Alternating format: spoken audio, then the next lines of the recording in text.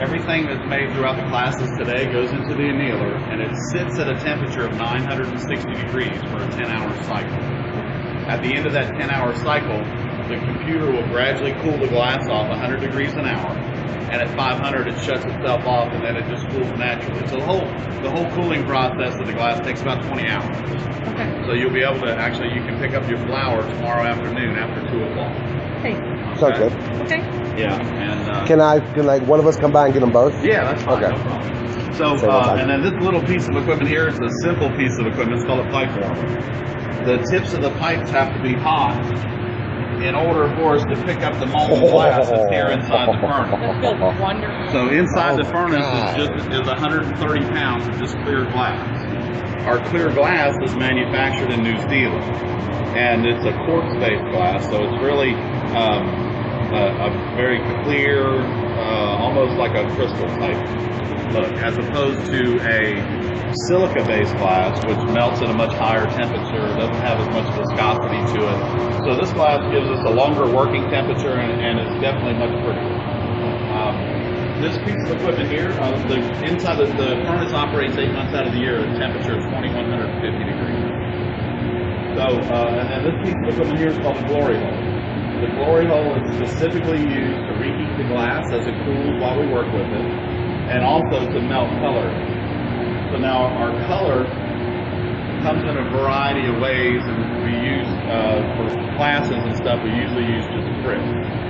Brits are just crushed colored glass, and the way the colored glass is made is by using the metal oxides on the chart of elements.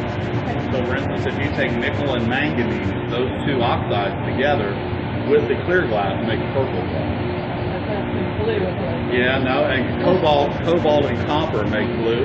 The more copper you add, the lighter the blue, the less copper, the darker the blue. Okay? And then you have your precious metal gold makes all of your pinks and rubies and cranberries, along with sometimes there's selenium added for reds, and also a couple of different oxides that work with reds. But the precious metal gold is what gives you your really crisp pink. And then iron oxide, which is basically rust, makes the majority of your greens. Iron does, and then if you figure how many oxides there are, metals on the chart of elements, all of those either mixed together or by themselves make about 540 colors. Yeah, it's totally cool. One of my subjects I hated the words was chemistry and science. Right, here you are. Yeah, here we are. So, when we're making the flour, you're going to be sitting here at the bench, okay? And after we melt your color in to the glory hole, you'll be sitting here at the bench. So when you're sitting here at the bench, your right hand stays outside this arm here, and your left hand stays above your left leg and never crosses your lap. Okay. Because everything in between just cooks the meat on your hands. Okay. Okay. It doesn't burn you. It cooks it. Yeah, I know. So lunch, because basically. the flour is a sculptural class, we're going to be using the tweezers, and we'll use the tweezers to pull the petals out, and then we'll cool the tweezers off in the water like that, and then we'll start in between the petals that we just pulled. We're going to start pulling up and out like that. And as we do that, that's going to start forming the stem, because it's all one piece of glass. The flour and the stem are all one piece. So once we get all that pulled out and we get the stem out to where it's about that long, I'll take the pipe and go over and reheat it. And at that point, then I'll take and pull the rest of the stem out for you. And then we'll twist the stem on the end and cut it off, take it over there, fire polish it, and then put it away into the annealer. So the flour, once you start working the flour, it's a non-stop process.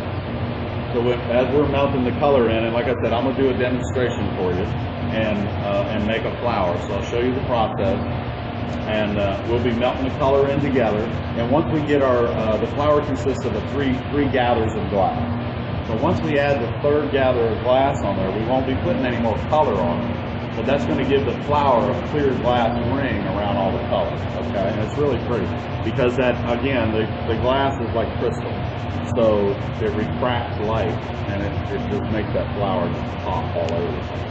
So keep in mind when we're doing the flower, whatever color we put on first is going to be what the stem color is. Okay, and that color usually goes up into the center of the flower.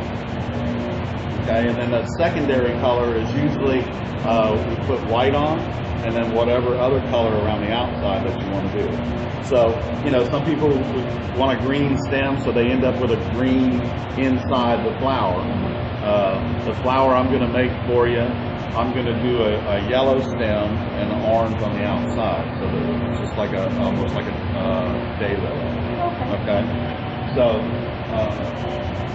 once we get all that done, I'll make a flower and show you how to do it. I'll put that one away, and then you guys can be thinking about colors. And you know, so for instance, like if you want something that looks like a morning glory,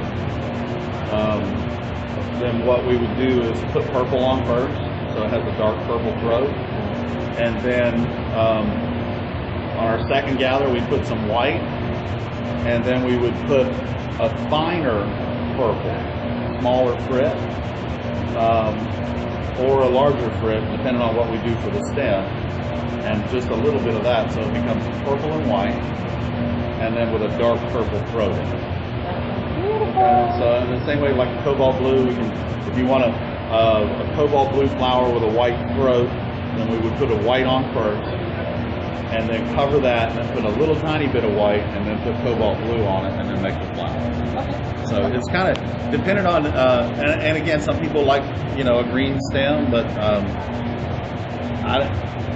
I'm not a big fan of just because Mother Nature says that's how it is, that's how it's got to be. Yeah. You know, so you should be a little bit creative with it.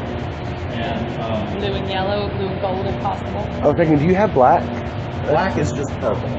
Okay. Yeah, black is just purple. I look like a Pull it black out, and it's red purple. kind of thing. Yeah, black is just with purple. the white. That'd be really good. And it just kind of the thinner the black gets, the more purple it becomes. So Okay. That works. Wouldn't mind a hint of purple, and the purple would go good with the red. Mm-hmm.